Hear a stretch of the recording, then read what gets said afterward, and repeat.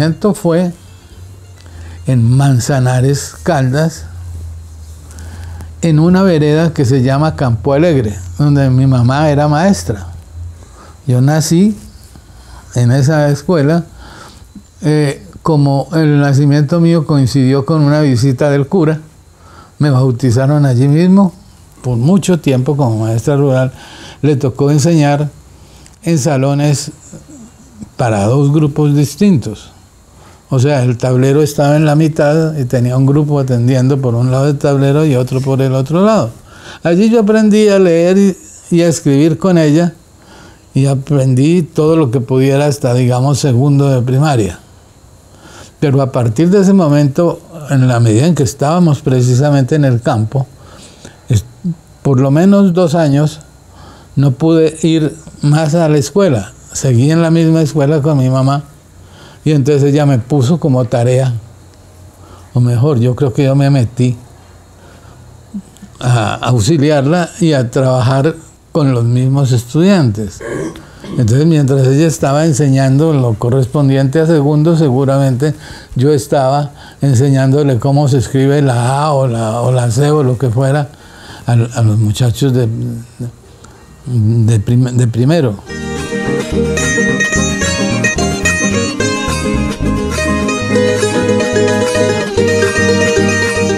Nos trasladamos al sector urbano, donde yo terminé mi primaria.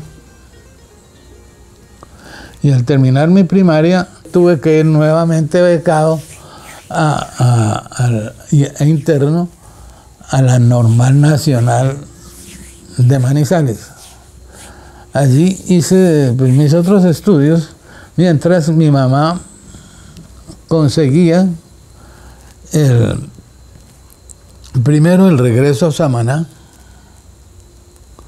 durante 1 año, 2 años, y luego el traslado a La Dorada. Estando en La Dorada, ella y yo estudiando en la Normal, se le antojó a este país bajar de la presidencia al señor Rojas Pinilla. Pero tuve la malhadada idea, o la buena idea, no lo sé, de tratar de formar un consejo estudiantil. Y el rector, que era Rojas Pinillista, entonces llamó a mi mamá y le dijo, para no tenerlo que echar, entonces usted llámelo. Y ella me llamó efectivamente, véngase con todas sus cositas para acá. Caí en La Dorada. No tenía nada que hacer, pero bueno, inicialmente trabajé unos meses ahí como auxiliar en la Contraloría. Y mientras tanto, mi mamá me consiguió trabajo como maestro. Entonces fui asignado maestro rural en Guarinocito, en el corregimiento de La Dorada. Estaba trabajando allí como maestro y estaba muy contento. Se sucedió un reto. Alguien me dijo, usted no es capaz de terminar el bachillerato.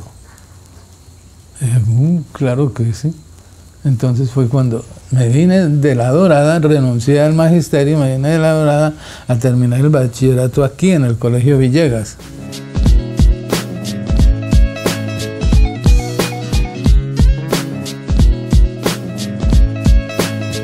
Inicialmente pensé en hacer matemática pura, pero me puse a averiguar en la universidad, y en la universidad no había matemática pura, era únicamente matemática aplicada. Entonces, ¿qué podía hacer? Estudiar algo diferente. Estaba fundándose la Facultad de Humanidades en ese momento, recibiendo su primera promoción. Estaba funcionando estudios básicos que me permitía tener cierta libertad todavía para decidir qué podía hacer.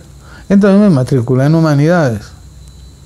Esa matrícula en Humanidades, entonces fui tendiendo más hacia la historia, sin abandonar, digámoslo así, la tendencia más o menos filosófica. Y tuve pues la suerte de tener profesores estupendos, digamos, el doctor Antonio Antelo, un medievalista español. En arte, pues me enseñó Sofía Arboleda de Vega, y me enseñó también Santiago Sebastián. En filosofía tuve Gonzalo Hernández de Alba. Con Gonzalo me metió a leer Jean-Paul Sartre y eso me ayudó a formar, pues, la mirada que tiene Sartre sobre la literatura es una mirada muy histórica. Entonces, eso hizo que, digamos, y gracias a Gonzalo en gran medida, seguí la vena histórica, pero una vena histórica más o menos analítica, siguiendo esa tendencia. De allí, pues, ya fue el desarrollo de toda la carrera.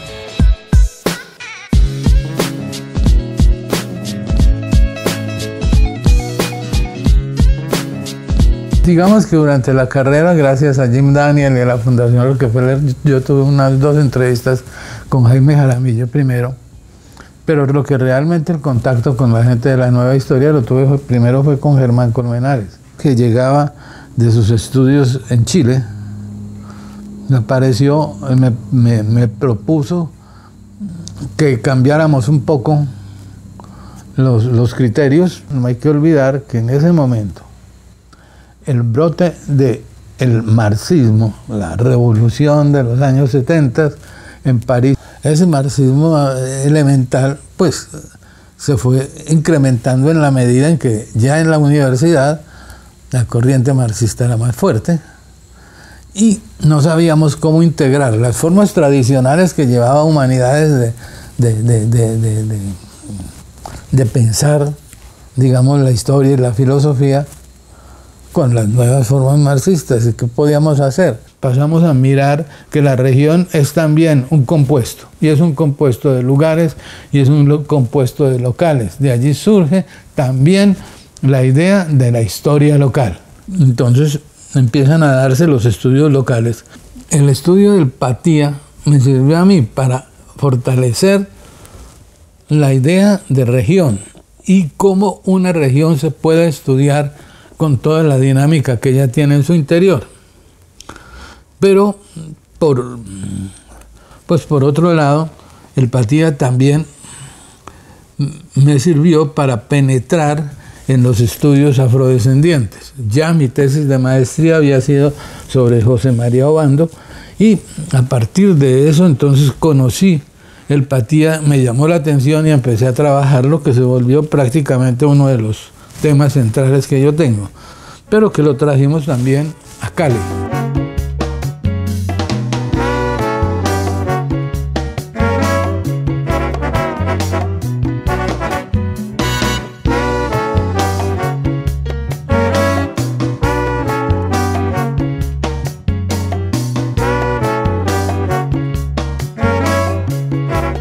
Digamos que la aventura de hacer historia empresarial tiene raíces casi que desde el comienzo de mi carrera. Lo primero que hice, como ya mencioné, fue encargarme de la microfilmación de Archivos del Valle. Por ese entonces también saqué el primer librito, la primera cosita, que eran ideas básicas de paleografía.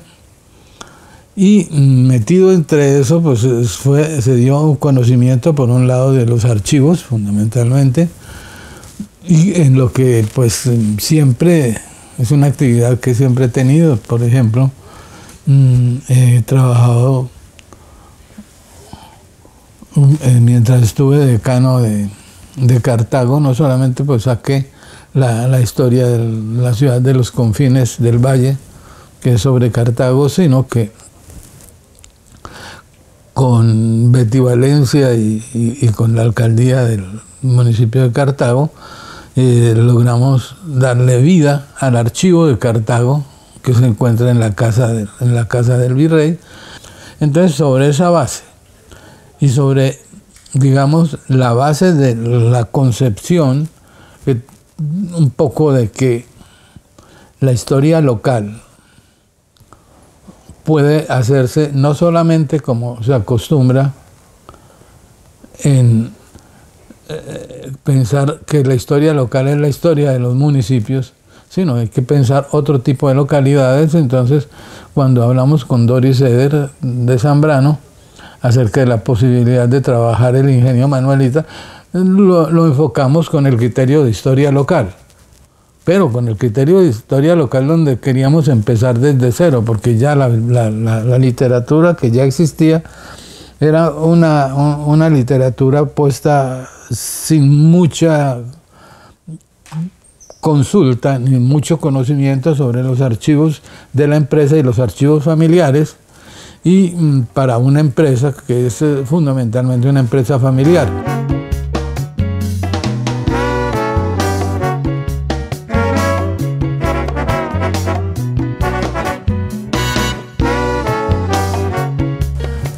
Este sí es de verdad el Sancta Sanctorum.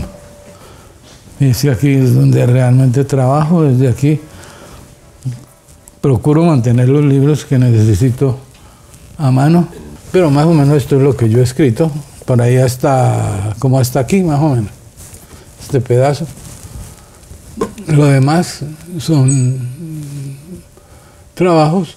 Pesa mucho la historia, la filosofía y la historia crítica, entonces está todo lo que es Martin Heidegger y sus seguidores. Se encuentra también, digamos, hay una sección que está más o menos dedicada y me sirve bastante, es porque son índices de archivos y de documentos que son necesarios en un momento dado. También, obviamente, hay una sección dentro de los seguidores de Heidegger. El que más tengo y más trabajo es Koselleck, Reinhard Koselleck, que son más o menos, está por estos sectores. En fin, y aquí son los otros libros más o menos en boga ahora, algunos más viejitos y otros menos viejitos. En algún momento necesito libros viejos como este de Raymond Aron, El opio de los intelectuales. En fin, es lo que está aquí. Por ahí tengo los videos. Todo esto es como para poder sentarme aquí y trabajar, aprovechando las condiciones que tengo aquí. Aprovecho para tener una vista más o menos agradable mientras trabajo. Eso sería todo.